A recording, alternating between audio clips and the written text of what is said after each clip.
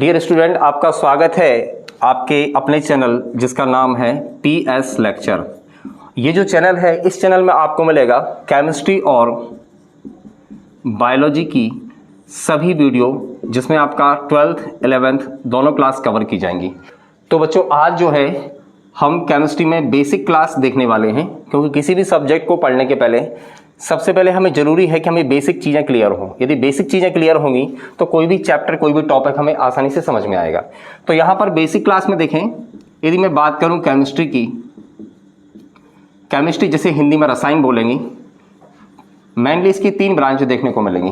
पहली ब्रांच होगी organic chemistry, second inorganic chemistry, फिर आएगा आपका फिजिकल केमिस्ट्री। अब ऑर्गेनिक केमिस्ट्री जो होगी, जैसे हिंदी में कहेंगे कार्बनिक रसायन, अकार्बनिक रसायन और भौतिक रसायन। जितने भी चैप्टर्स आपके बने हुए हैं केमिस्ट्री में, चाहे वो 11th हो चाहे 12th हो, केवल मिलके बना हुआ है कार्बनिक, अकार्बनिक और भौतिक से। तो आज हम जो देखने वाले हैं, पहले जिसकी शुरुआत करने वाले हैं, वो है ऑर्गेनिक केमिस्ट्री। और ऑर्गेनिक केमिस्ट्री का बेस देखने वाले हैं हम कि ऑर्गेनिक केमिस्ट्री में आखिर ऐसी कौन कौन सी चीज़ों की आवश्यकता होगी हमें, जिससे हमारी केमिस्ट्री सरल से सरल हो जाएगी। तो सबसे पहले हम देखेंगे ऑर्गेनिक केमिस्ट्री में, ऑर्गेनिक केमिस्ट्री में जो कंपाउंड आएगा, जो यौगिक आएगा, जिसे हम बोलेंगे organic compound. Organic compounds Hindi में कहें तो कार्बनिक यौगिक। अब ये कार्बनिक यौगिक क्या होते हैं? कार्बनिक यौगिक जैसे नाम से ही क्लियर हो रहा है, कार्बन, यहीं से टच करना है, कार्बन। ऐसे कंपाउंड जिनमें क्या होगा, कार्बन उपस्थित होगा, उसे कहा जाएगा कार्बनिक यौगिक। या ऐसे कंपाउंड जिनके अंदर कार्बन प्रेजेंट होगा, उन्हें कहा जाएगा ऑर्गेनिक कंपाउंड्स। अब ऑर्गेनिक कंपाउंड्स जो होते हैं, तो ऑर्गेनिक कंपाउंड्स में यदि हम बात करें कि एक सबसे मुख्य जो कंपाउंड आपको देखने को मिलेगा, वो होगा आपका हाइड्रोकार्बन। हाइड्रोकार्बन। अब ये हाइड्रोकार्बन क्या होता है? जैसे नाम से ही क्लियर हो रहा है कि ऐसे कंपाउंड जिनके अंदर कार्बन और हाइड्रोजन दोनों उपस्थित होते हैं, उन्हें कहा जाएगा हाइड्रोकार्बन। या those compound in which carbon and hydrogen both are present is called hydrocarbon. अब हाइड्रोकार्बन की बात करूं तो इसके भी 2 टाइप्स हो सकते हैं। पहला हो सकता है open chain hydrocarbon, open chain hydrocarbon. Second होगा क्लोज्ड चेन हाइड्रोकार्बन।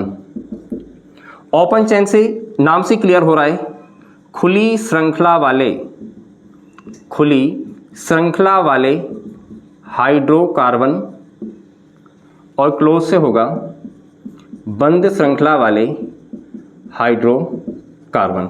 अब खुली श्रृंखला वाले से मतलब क्या है? जैसे बिल्कुल साफ साफ दिख रहा है खुली, मतलब कार्बन कार्बन जब ओपनली होते हैं या खुले रूप में जुड़े होते हैं, तो उन्हें कहा जाएगा खुली श्रृंखला वाले हाइड्रोकार्बन।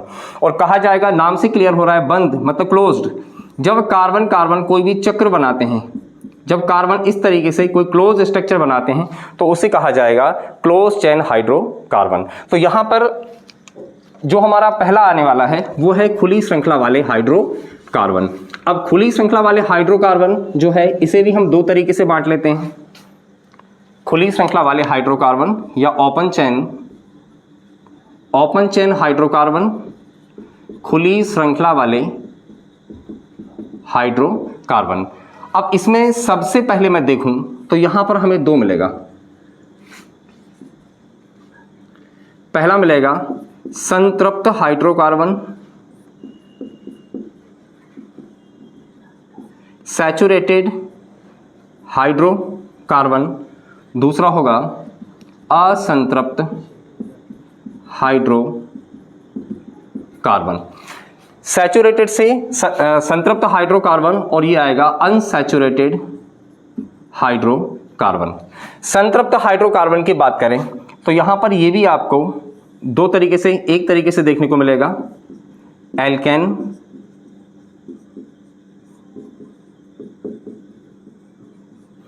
और असंतृप्त हाइड्रोकार्बन हमें 2 तरीके से देखने को मिलेगा,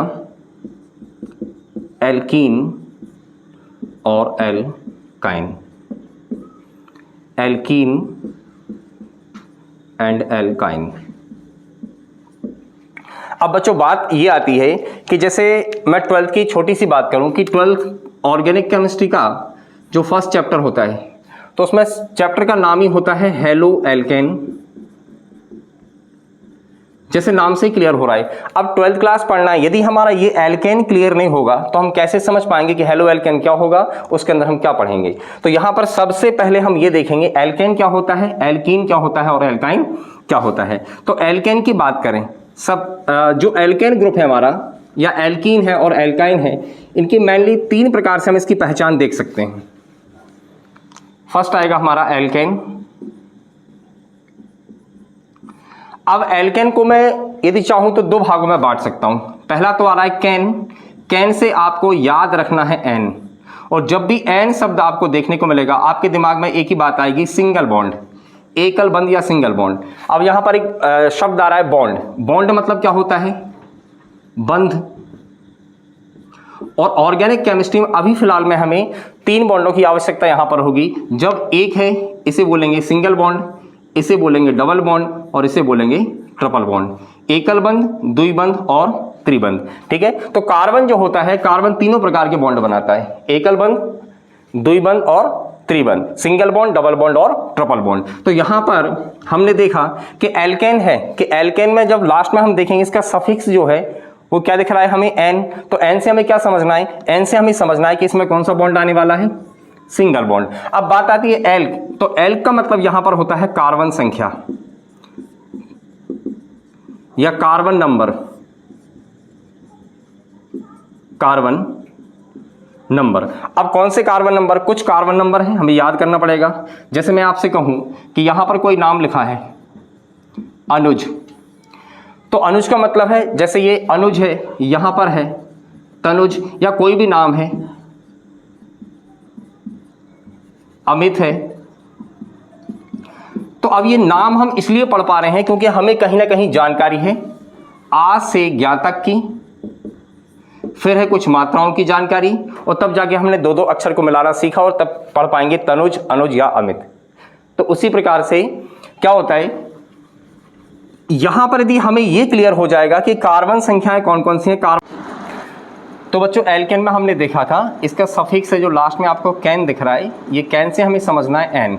जैसे कैन को हम बोल रहे हैं तो एन की आवाज आ रही है, तो एन का मतलब आपको समझना है सिंगल बॉन्ड, और जब भी ये इस टाइप से बॉन्ड लगा होगा इसे हम सिंगल बॉन्ड पढ़ेंगे। अब बात आएगी एल्क की, तो एल्क में कुछ कार्बन नंबर हैं, ये आपको जरूर याद करना है। C1 को मैथ पढ़ा जाता है, C2 को एथ पढ़ा जाता है, C3 को प्रोप पढ़ा जाता है। इस तरीके से आएंगे तो C10 को डेक पढ़ा जाएगा। ये दोनों मिलके, मतलब ये कार्बन संख्या ही मिलकर आपके सभी कंपाउंड को बनाएंगे। तो यहां पर जैसे मैं बताना चाहूंगा एल्केन के बारे में, तो एल्केन में अब आपको 3 बातें याद रखनी है बस। पहली है कि एल्केन में जब कैन आएगा, कैन मीन्स क्या समझना है, एन, और एन का मतलब आएगा सिंगल बॉन्ड, ठीक है ना। और दूसरी बात आएगा कि यहां पर इसका फार्मूला आएगा CnH2n+2, ठीक है ना। तो अब देखते हैं हम कि एल्केन में सबसे पहले हमने देखा कि फार्मूला क्या है, CnH2n+2। यहां पर n बराबर हम कोई भी कार्बन नंबर रख सकते हैं, 1 रखेंगे, 2 रखेंगे, 3, जितना चाहो उतना रख सकते हो। तो CnH2n+2 में n की वैल्यू सपोज किया मैंने 1 रखा, और जैसे ही कार्बन में n की वैल्यू मैं 1 रखता हूं, यहां पर यह आएगा CnH2n+2, और n की वैल्यू मैं क्या रख रहा हूं, 1, तो यहां पर आएगा C1H2 × 1+2, दैट मीन्स ये हो जाएगा C1H4। यदि मैं 1 को ना भी लिखूं तब भी इसका मतलब क्या है, यदि मैं 1 को ना भी लिखता हूं यहां पर तो 1 कार्बन लिखा हुआ, इसका मतलब भी क्या है, 1 ही है। अब देखते हैं यहां पर कि कितने कार्बन आपको दिख रहे हैं। कार्बन मतलब ये कितने दिख रहे हैं आपको, 1 दिख रहा है। तो 1 कार्बन को हमने अभी पढ़ा था, 1 कार्बन को क्या बोलते हैं, मैथ। तो मैथ में जोड़ेंगे हम इसका नाम एन, तो नाम क्या हो जाएगा इसका, मैथेन। तो CH4 का नाम बनेगा मैथेन। इसी प्रकार से आप n की वैल्यू 2 रखेंगे, 3 रखेंगे, 4 रखेंगे, और बनाते जाएंगे इस फार्मूले में रख के, और जो भी कार्बन नंबर आएगा उसको यहाँ से याद किया होगा उसको लिखेंगे, उसके बाद n जोड़ते जाएंगे। दैट मीन्स यहाँ पर जो भी कंपाउंड आपके बनने वाले हैं, जितने भी सीरीज तैयार होने वाली है, वो सारी सारी कौन सी जाएगी, एल्केन। तो आज हमने एल्केन, का केवल नामकरण सीख लिया है कि नाम कैसे करते हैं, ठीक है ना। तो कल हम पढ़ने वाले हैं एल्केन की स्ट्रक्चर, एल्केन की संरचना के बारे में और उसकी कुछ सामान्य सी जानकारी के बारे में। उसके बाद फिर हम पढ़ेंगे एल्कीन और एल्काइन के बारे में। तो आज के लिए बस इतना ही। Thank you very much.